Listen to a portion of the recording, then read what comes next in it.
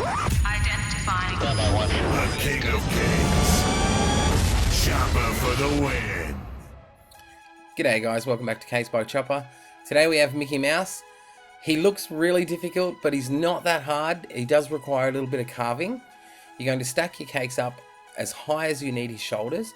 I went 6 high, but there's a little bit of trimming to get, so when it gets up to his neck it sort of tapers off, and you're going to use parts you trim off for his arms, as you see here. Now when you use the top layer, it's going to taper up into his neckline. You're going to cut a 1/2 inch border top layer off and then split it, so they will make his arms, and the top middle piece forms his neck. These you will just constantly trim once you've carved the edges, because you want to round his body off so he doesn't have a square look.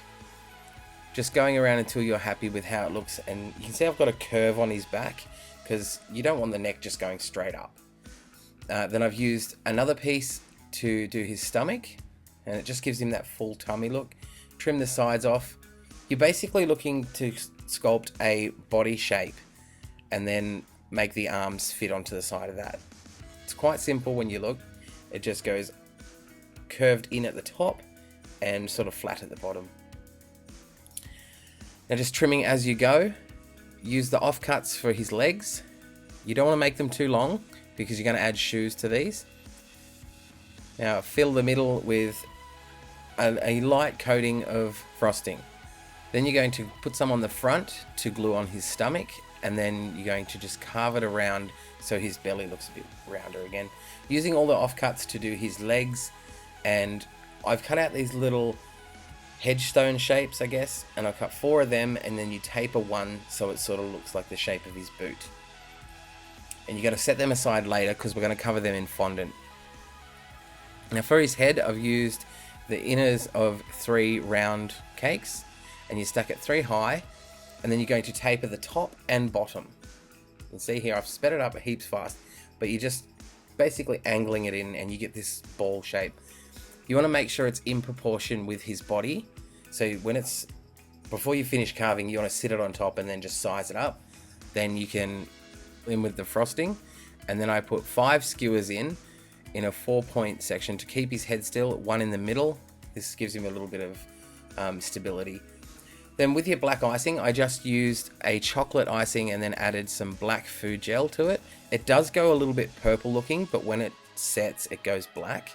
You're going to cover him entirely and then pipe on some red pants. My icing was a little bit warm, so it was a bit difficult to work with. You can combat this by putting your icing in the fridge for a couple of minutes and let it cool down, and it's a lot easier to work with. I just pushed through, and then so I was happy with how smooth it looked. I put it in the fridge, let the icing set, and went back and fixed it up just by, you can see, pushing in the little bumps and smoothing them out. Okay, rolling out some fondant with some drawn out mouse ears that I measured up against the cake's head. Then you're just going to cut these out, pop in some skewers that I've cut in half, making sure you don't pierce the back of it, and then pop them in the freezer and freeze them till they're solid. You can put them in an oven with a pilot light on and let them dry out. I just find the freezers a lot quicker.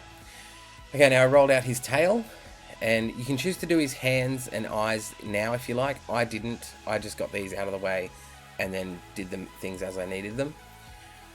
Okay, now his feet. We went back to these. You're going to cover them in frosting, and then I've got some yellow fondant that I just covered the top part and then cut out another I guess you'd call it headstone shape, and stuck it to the bottom and just neatened it off with the knife until I was happy. You can see here, just cutting out the headstone, sticking it on, and then pinching it slightly to seal it all around. Do that for both feet, and then you can sit them up against your cake. And I used a little bit of rolled out yellow fondant to trim the top of his boots, just clean it up, and then some round buttons for his pants. You can see Mickey's coming together. Now for his hands, Mickey has 4 fingers, and I just made a little ball, pinched out 4 fingers and then smoothed them, and if one was a bit thick, I used the knife to cut it, and then because it's the fondant, you can just push it and mold it to it looks nice and smooth. Okay, with the paper cutouts I mentioned before, I measured out how big his face would be and his eyepiece using some flesh colored fondant. I cut the nose a bit thick. You can do this and hollow it out because I found it a tad heavy. You're learning as I go. And I just got the shapes right. The eyepiece will be solid, but this is quite pliable. And then I've sat them off camera. I didn't realize it wasn't in frame. And I've just started layering them as I go. These are his eyes, and I also did his nose. I almost forgot that part. And I've just sort of sat them here to see what it looked like. Now this is painting the ears with the Wilton gel dye. If you have an airbrush, you can do that. If you have black fondant, I mean, feel free to do them initially in the colors so you don't have to paint them on. And then I just pushed his face on once I was happy with it. Trimmed the bottom of the cake with a green butter icing. I think this just helped finish him off like he was sitting in a little patch of grass. And now it's you just touch up, go around his eyes, because he's a cartoon, you don't want to leave anything undrawn. And then draw in his eyeballs, and you have your Mickey Mouse.